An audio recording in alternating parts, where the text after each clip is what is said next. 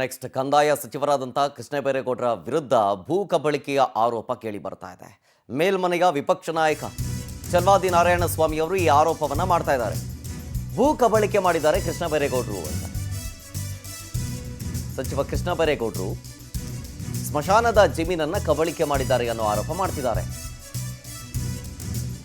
ಕೆರೆ ಜಾಗವನ್ನ ಕೃಷ್ಣ ಬೈರೇಗೌಡ ಅವರ ಹೆಸರಿಗೆ ಮಾಡಿಕೊಂಡಿದ್ದಾರೆ. ಅವರು 21.16 ಎಕರೆ ಜಮೀನು ಇವರ ಹೆಸರಿಗೆ ಮಾಡ್ಕೊಂಡಿದ್ದಾರೆ.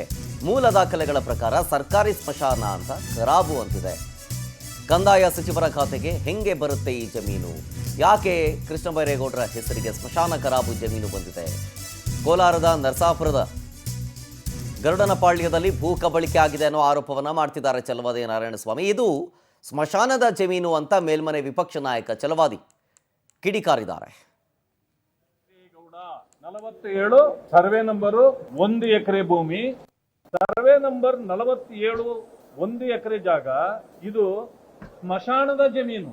ಇದು ಯಾರು ಕೂಡ ತಮ್ಮ ಹೆಸರಿಗೆ ಮಾಡ್ಕೊಳ್ಳಿಕ್ಕೆ ಬರೋದಿಲ್ಲ.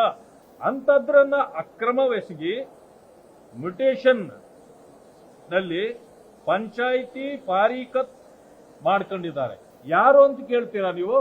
ಮಾನ್ಯ ಕೃಷ್ಣ ಬೈರೇಗೌಡರು ಕಂದಾಯ ಸಚಿವರು ಈ 1 ಎಕರೆ ಮತ್ತು ಈ 20 ಎಕರೆ 16 ಗುಂಟೆ ಜಾಗ ಗರುಡನಪಾಳ್ಯದಲ್ಲಿ ಅದು ಪಂಚಾಯತ್ ಪಾರಿಕತ್ ಮಾಡಿದ್ದಾರೆ.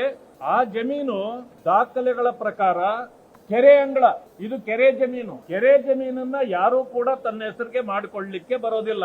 ಇದನ್ನ ನೋಡಿ, ಅವರ ಹೆಸರಿನಲ್ಲೇ ಮಾನ್ಯ ಕೃಷ್ಣ ಬೈರೇಗೌಡ ಬಿನ್ late C Byregowda 47 survey number 1 ಎಕರೆ ಭೂಮಿ ಮತ್ತೆ 20 ಎಕರೆ 16 ಗುಂಟೆ ಅವರದೇ ಹೆಸರಿನಲ್ಲಿ ಕೃಷ್ಣ ಬೈರೇಗೌಡ ಬಿನ್ ಲೇಟ್ ಸಿ ಬೈರೇಗೌಡ.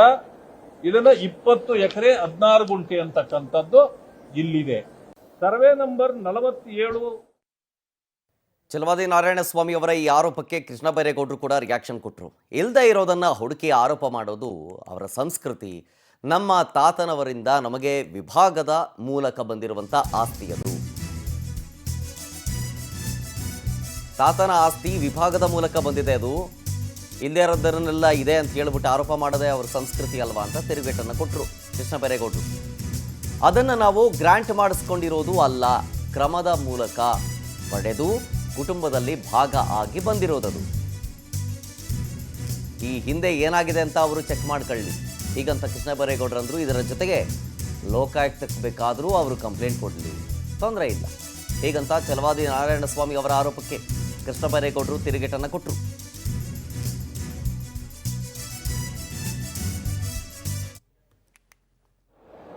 ಇದು ಯಾವುದು ಕೂಡ ಗ್ರ್ಯಾಂಟ್ ಮಾಡಿಸ್ಕೊಂಡಿರುವಂಥದ್ದಾಗಲಿ ಅಥವಾ ನಾವು ಯಾವುದೋ ಒತ್ತುವರಿ ಮಾಡಿರುವಂಥದ್ದಲ್ಲ, ಅಥವಾ ನಮ್ಮ ಕಾಲದ್ದು ಅಲ್ಲ. ಇದು ನಮ್ಮ ತಾತನವರು ಕ್ರಯದ ಮುಖಾಂತರ ತೆಗೆದುಕೊಂಡು ಆ ನಂತರ ನಮ್ಮ ಕುಟುಂಬದಲ್ಲಿ ಭಾಗ ಆಗಿ ಭಾಗದಂತೆ ನಮಗೆ ಬಂದಿದೆ. ಹಿಂದೆ ಏನಾಗಿದೆ ಅನ್ನೋದು ಬೇಕಾದರೆ ಯಾರಾದರೂ ಚೆಕ್ ಮಾಡಲಿ. ಇದು ನಮಗೆ ನಮ್ಮ ತಾತ ಅವರು ಖರೀದಿ ಮಾಡಿದ ಜಾಗ ಹೌದಾ ಅಲ್ವಾ, ಅದರ ಮುಖಾಂತರ ವಿಭಾಗ ಆಗಿ ನಮಗೆ ಬಂದಿರೋದು ಹೌದಾ ಅಲ್ವಾ, ಈ ಕಾಲದಲ್ಲಿ ಇದು ಏನಾದರೂ ಆಗಿದೆಯಾ, ಯಾವ ಕಾಲದಲ್ಲಿ ಇದು ನಮ್ಮ ಕುಟುಂಬಕ್ಕೆ ಬಂದಿದ್ದು ಅನ್ನೋದನ್ನು ಬೇಕಾದರೆ ಯಾರು ಬೇಕಾದರೂ ಚೆಕ್ ಮಾಡಲಿ. ಅವರಿಗೆ ಸರ್ಕಾರ ನಾನು ಮಂತ್ರಿ ಆಗಿದ್ದೀನಿ, ಅಧಿಕಾರ ನಾವು ಉಪಯೋಗಿಸ್ಕೊಳ್ತೀವಿ ಅನ್ನುವಂಥ ಅನುಮಾನ ಏನಾದರೂ ಇದ್ದರೆ ಬೇಕಾದರೆ ಲೋಕಾಯುಕ್ತ ಕಡೆಯಿಂದನೂ ಅವರು ತನಿಖೆ ಮಾಡಲಿ. ಇದು ಯಾವುದೂ ಕೂಡ ಗ್ರ್ಯಾಂಟ್ ಮಾಡಿಸ್ಕೊಂಡಿರುವಂಥದ್ದಾಗಲಿ ಅಥವಾ ನಾವು ಯಾವುದೋ ಒತ್ತುವರಿ ಮಾಡಿರುವಂಥದ್ದಲ್ಲ, ಅಥವಾ ನಮ್ಮ ಕಾಲದ್ದು ಅಲ್ಲ. ಇದು ನಮ್ಮ ತಾತನವರು ಕ್ರಯದ ಮುಖಾಂತರ ತೆಗೆದುಕೊಂಡು ಆ ನಂತರ ನಮ್ಮ ಕುಟುಂಬದಲ್ಲಿ ಭಾಗ ಆಗಿ ಭಾಗದಂತೆ ನಮಗೆ ಬಂದಿದೆ. ಹಿಂದೆ ಏನಾಗಿದೆ ಅನ್ನೋದು ಬೇಕಾದರೆ ಯಾರಾದರೂ ಚೆಕ್ ಮಾಡಲಿ.